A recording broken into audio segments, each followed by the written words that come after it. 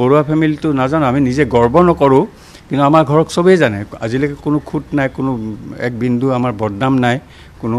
মই আজি 56 বছৰ গান গালোঁ, ক'তো একো মোৰ দীপেন বৰাই এনেকৈ গান গাব পৰা নাই, ড্ৰিংক কৰিছে, অমুক কৰিছে, তেনেকুৱা ধৰণৰ কথা ওলোৱা। ড্ৰিংকটো সেইটো বেলেগ কথা বাৰু, কিন্তু কোনো ঘুণাক খৰো মোৰ এটা বদনাম আজিলৈকে ওলোৱা নাই 56 বছৰত, কোনো ষ্টেজত, কোনো কমিটিয়ে ক'ব নোৱাৰে, কোনো মানে কলংক আমাৰ ঘৰত নায়েই। আমাৰ ঘৰৰ ওপৰত ইম্প্ৰেশ্যনটো একদম বেয়া হৈ যাব নহয় বৰুৱা ফেমিলিৰ ওপৰত।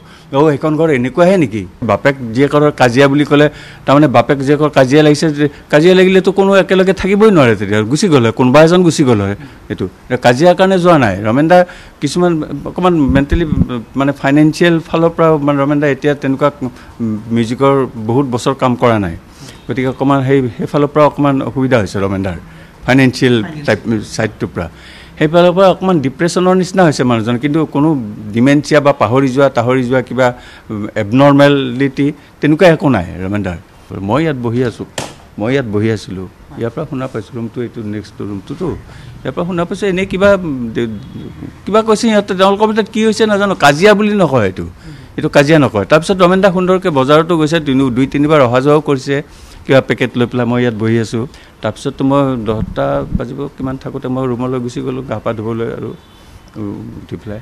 তাৰ পিছৰখিনি মই ভাবিছোঁ ৰমেন দা গণেশ মন্দিৰত গৈছে, গণেশ মন্দিৰটো ওচৰতে ন, তেওঁৰ প্ৰেচিডেণ্ট, গণেশ মন্দিৰৰ প্ৰেচিডেণ্ট। পিছত ৰমেন দা নাই মই ভাবাই নাই আৰু 12:30 আহিব চাগে, আহি ভাত পানী খাই খাব। ময়ো তেনেকৈ মোৰ ৰুমলৈ গুচি গ'লোঁ, ভাত পানী খাব। মোৰ কিটচেন বেলেগ, মই নিজে ৰান্ধি বাঢ়ি খাওঁছোঁ, তেনেকুৱা অকণমান কষ্ট হৈছে মিছেছ নোহোৱাৰ পৰা। এতিয়া ক'ব নোৱাৰোঁ কিয় গ'ল, কি কাৰণত গ'ল, কাৰণ ATM কাৰ্ড চাৰ্ডো চব মানে ঘৰতে আছে, একো নিয়া নাই, খালি ফোনটো একদম সৰু ফোন আগৰ যে সেই টিপা এনেকুৱা হেণ্ডছেট ফোন। মইতো সিদ্ধান্ত কিবা নদী মোৰ বিশ্বাস হোৱা নাই, কাৰণ তেনেকুৱা নকৰে, তেনেকুৱা মেণ্টেলিটিৰ মানুহ নহয়। কিন্তু বাহিৰত এতিয়া যদি আছেও ক'ৰবাত থাকিলে কথাটো হৈছে কি, পইচা পাতিৰ কথা লাগিব নহয়, পইচা পাতি লাগিব।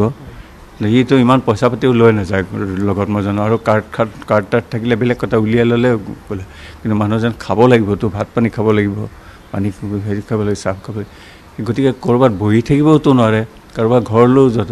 সেইকাৰণে অকণমান মানে বস্তুটো গণ্ডগোলীয়া হৈ আছে, ক'ত নগ'ল।